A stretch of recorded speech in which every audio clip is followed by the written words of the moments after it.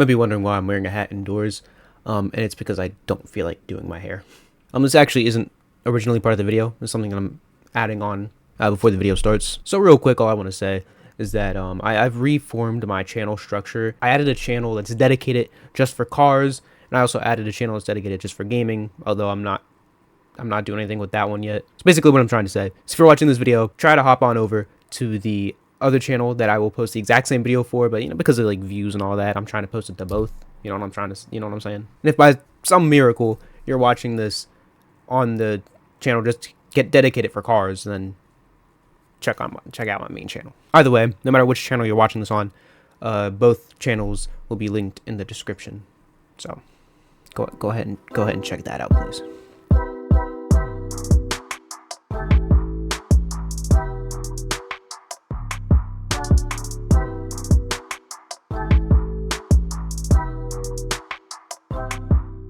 Alright, as some of y'all might know, I'm a pretty big fan of Mazda, mostly because I own a Mazda, but also, they're just really nice cars. I feel like Mazda has always been known to prioritize the driver and the driver experience. And to be honest with you, I feel that when I drive my Mazda, I really feel like it's very tailored to the driving experience. However, Mazda, I fear, has betrayed us. Mazda recently unveiled the new Mazda 6e and the Mazda EZ60. And just looking at these vehicles, man, it really looks like Mazda lost their way. So today, with this video, I think I just want to look at the new Mazdas and just kind of react to them and pretty much rant and shit talk them. Because if this were any other car company, I probably wouldn't make such an in-depth video about it, ranting as harshly as I'm going to be.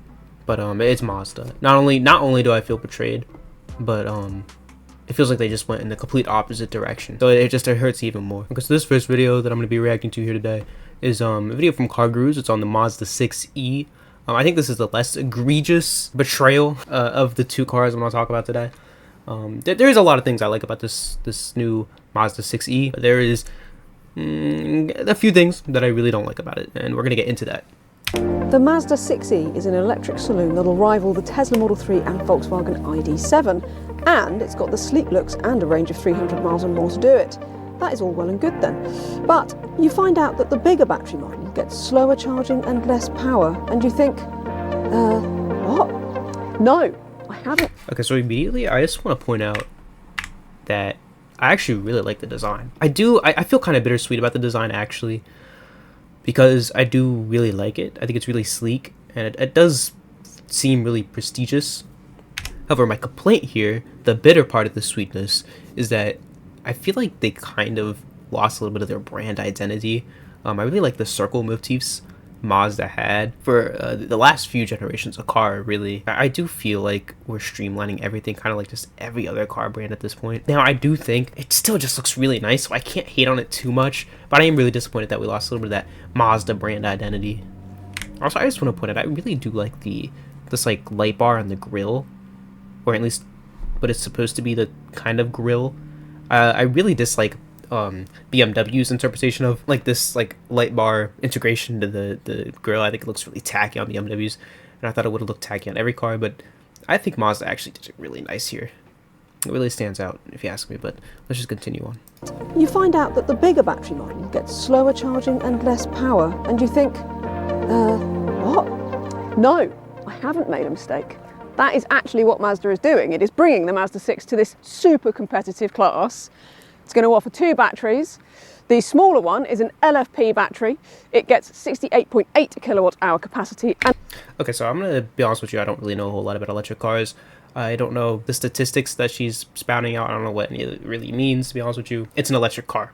I don't think there's anything wrong with electric cars, and I'm fine with Mazda dipping their toes into the electric car market. I actually might make another video about why I actually do like electric cars, even though I do prefer gas cars. And I do think this is a really nice looking electric car too. Like, if it weren't for some of the issues that I had with this car, and if I had the money to, I would probably get this type of car, even though it doesn't seem like it's being sold in the US. But if I could find a way to get it, I would get my hands on it. Again, if it weren't for a few things that I don't like about this car. The 80 kilowatt hour battery in the Mazda 6 will get you a WLTP range of 345 miles, but weirdly, it is also a slower car, so it's got actually less performance. It goes 0 to 62 in 7.8 seconds in the bigger battery. Ooh, that's pretty bad. What should I say, 7-something seconds for an electric car? That's not great for an electric car. I mean, that's about what my Mazda does from 10 years ago, 11 years ago now, with a 4-cylinder. And again, with this, like, the smoothness and the silence of electric cars, I mean, I would feel like it would take forever to get to 60, but... You do 7.6 in the smaller battery. It also charges at less than half the rate. So you get 90 kilowatt charging in the bigger battery Mazda 6. I can't really work out why either, if I'm honest. I've asked Mazda. Even they seem a bit puzzled about the whole thing. So basically, if you want a 100-mile top-up in the smaller battery Mazda, that's going to take 10 minutes or even less if you're lucky in ideal conditions. In the big battery Mazda, well, probably could take you as much as half an hour, 25 minutes, half an hour. So that's quite a big difference. So you're talking about a car that's going to cost more, it's slower to drive, and it's slower to charge for the sake of an extra 45 miles of range. That seems like kind of a bad deal. Other than the oddities of that big battery model, the Mazda 6e is, well, really rather good looking. I like the light bar at the back. I don't know about the rear end. And I think that's been a problem with Mazda. Mazda never seems to really know what they're doing with the rear end of their cars. Or they do know what they're doing. They're just, you know, really being out there with it. And this doesn't really show off the shape, but it'll probably show it later. I think it's interesting to look at. I don't know if I like it or not. I think here's the Mazda problem. On almost every, not all, but on almost every Mazda model, I think probably the best example is the Mazda 3. When you look at the rear of the Mazda 3 hatch, the newest generation, from some angles it looks amazing, and from some angles it just... And that's how I kind of feel about this new Mazda 6e. I do like that they kept the circular motifs, the semicircles here for the rear LED lights. I do quite like this light bar design. I really don't like them writing out Mazda on the back. Why are we de-logoing everything? Mazda has such a beautiful logo. I think a lot of companies have beautiful logos, but for some reason Mazda, with one of the most beautiful logos, is seeming to try to do this logo delete. Why? Why? I mean, I know logistically it's for brand recognition, so that you don't have to look at the logo, and if you don't know it, you know, then you could just see on the back of the car, oh, it says Mazda. But I don't know. It kind of feels soulless and corporate to me. Slick and aero looking. Yeah, and like I said, this light bar I think does look really amazing. It's not too bright. It's not too in your face. I don't know. They did a lot better than BMW in my opinion. It kind of looks like a new generation of the Ford Fusion. That's what I imagine this car kind of looking like. And while pricing hasn't been confirmed, it's likely to undercut the Tesla Model 3 despite being a slightly bigger car at 4.9 litres long. Yeah, and that's what I'm talking about with that rear end. I think from this angle it looks really nice actually. It looks kind of swept back. But then from a lot of higher angles and like closer to the back angles, it just kind of looks weird. I don't know. I actually really like this really long hood. Damn, I didn't realize how long that hood was. It's a long hood, and I do like long hoods. Pretty pronounced and angry looking. Also, just gotta have a shout out to that Mazda red. Mazda's always got their reds right. I don't know what it is with Mazda and their red. I think Mazda has just the best reds of any car company. I mean, that being said, Mazda paint is notoriously not very good with longevity. Mazda paint tends to not last very long and gets chips really easily in them, but when they're new, and especially those red ones, man, whew. Yeah, see, I think this is an angle where the back looks weird. Like, just look at the way it's like, I don't know.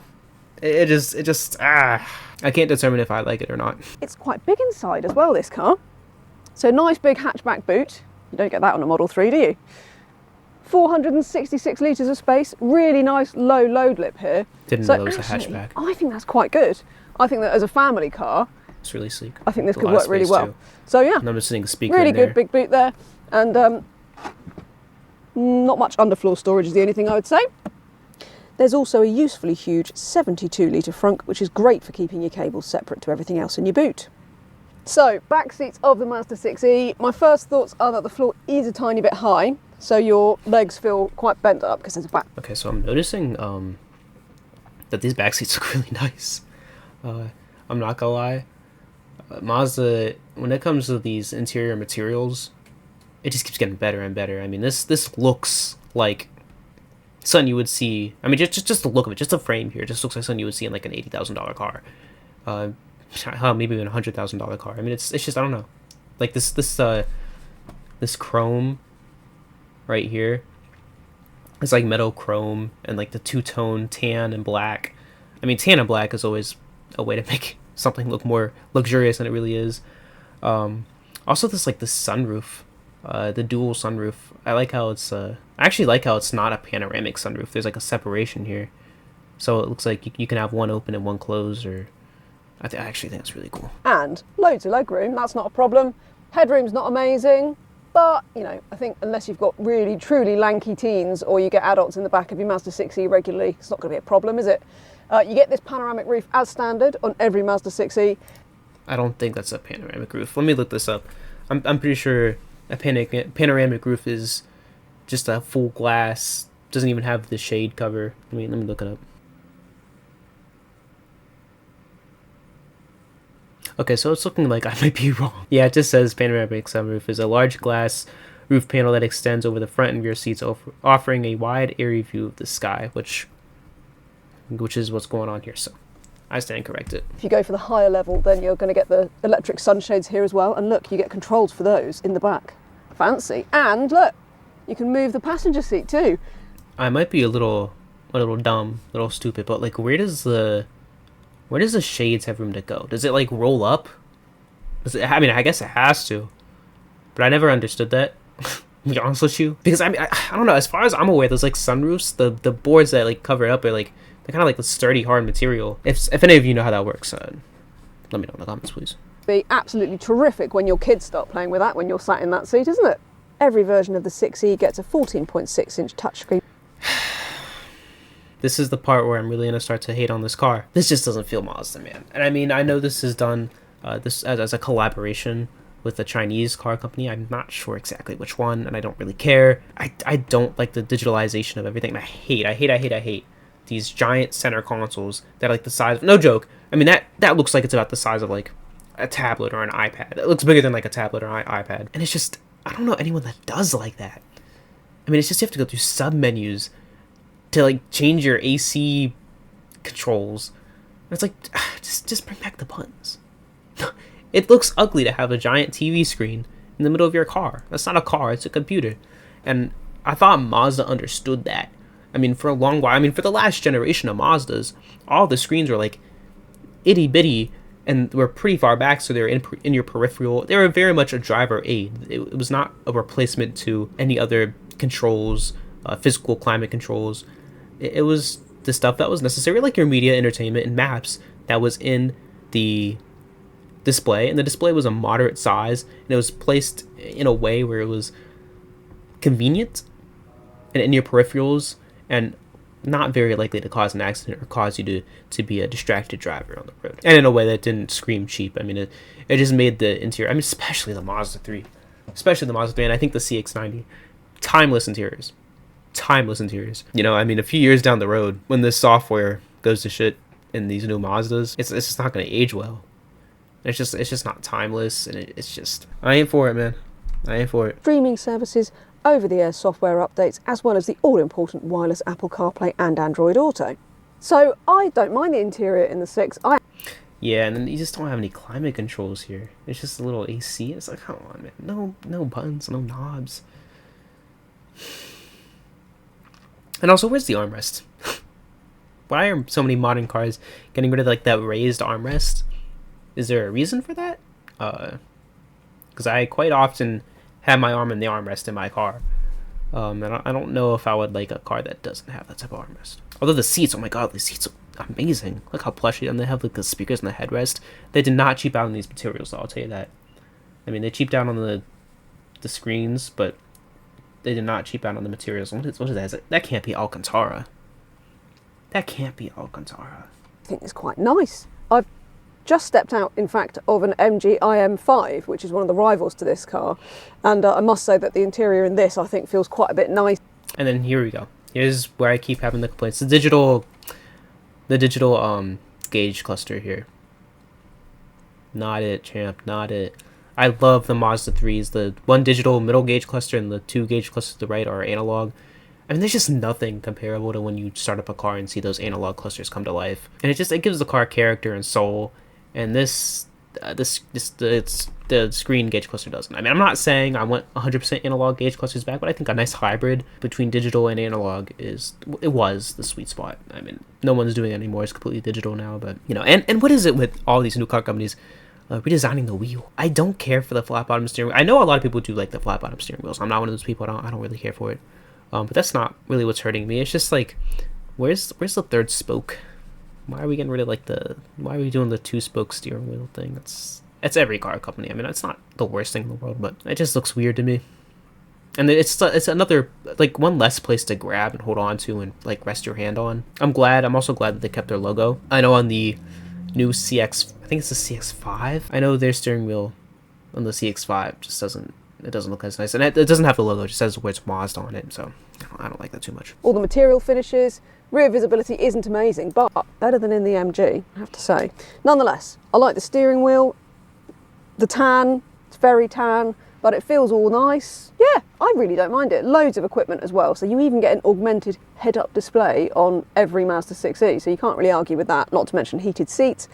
The only thing that annoys me... I do like heads-up displays.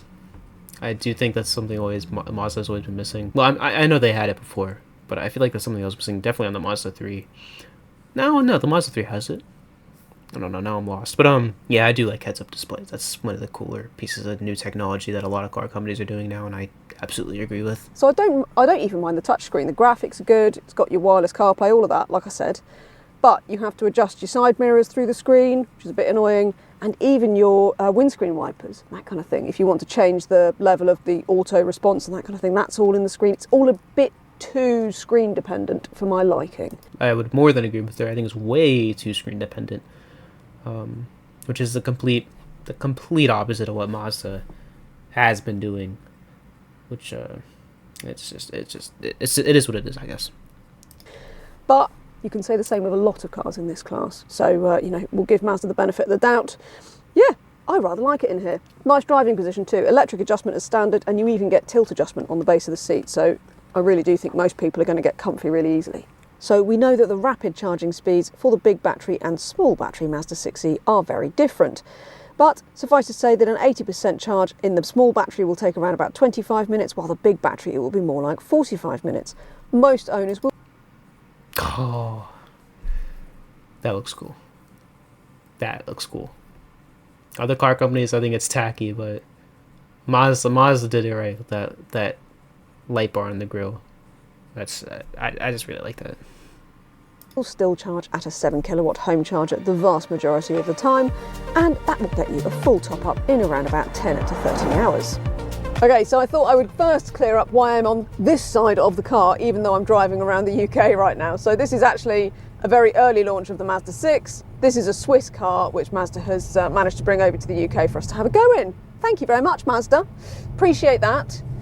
Also, because this is such an early car, you can't actually order these until, well, probably the end of 2025, very early 26. Deliveries will be in the summer.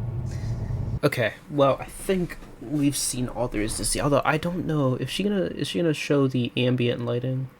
That is one thing that I was missing in Mazda cars. I do love my ambient lighting. I don't like when it's overdone, but I think in this car I've seen it before. The ambient lighting is really subtle and really nicely done. It's not looking like she shows it though, so maybe we should just move on to another video. Okay, so I found this guy that it looks like he's driving it at night here. What's this guy's name? SDA Dan on cars. Please don't copyright strike me. Range version, Mazda 6e in LED here. That's nice. LED light inserted on the dash, like so cool. here, and also. See, it's really subtle. It's really subtle. No, that's what I like. That's how you do ambient lighting, Mazda. Really like that. So here in the center console, you can change this color, depend how you want on the ambient light. I This bet you brown change the interior look Ooh. fabulous. Also here. Oh, come on, that's cool though. Honestly, if it weren't for the touch screens and just the screens and everything, man, this would be a really cool car. It has ambient light on the headrest. It has a speaker in the headrest, That's and cool. those seats are just speechless. You have this Alcantara microfiber with leather, real It is Alcantara leather, animal and real leather. That's crazy. leather, however you want to call it, is just gorgeous. Mazda, you were so close to having like the perfect car until you plastered the TV screen all over it. Come on. This close to having a perfect, like actually this close to having a perfect car. The interior, it's gorgeous. LED light up there. We are not going to talk about technical data in this video. We are just Is it focusing gonna change on the colors of the LEDs? how is my point of street, so we can check it out. The colors, changes and it, you can make it red. Oh, see, I think You that's can cool. make it bluish. You That's can make cool, it that's green. However color you want to do it, you can play from here. Yeah, I mean that's just that's so. And the materials. Whew. This one, I think this one's the more frustrating one, because it's like it was just this close to perfection. This close to perfection, but it's just these tiny, really, really teeny tiny things. If they sold this here in the U.S. and if I had the money, would I buy it? I don't know. I'd be really tempted to. I really hate that big screen. I really do. But damn. I mean, this is like luxury. This is pretty cool. The materials in here are just top notch. Best interior quality of any Mazda, it looks like, in my opinion. Okay, anyways, let's look at the new Mazda EZ60.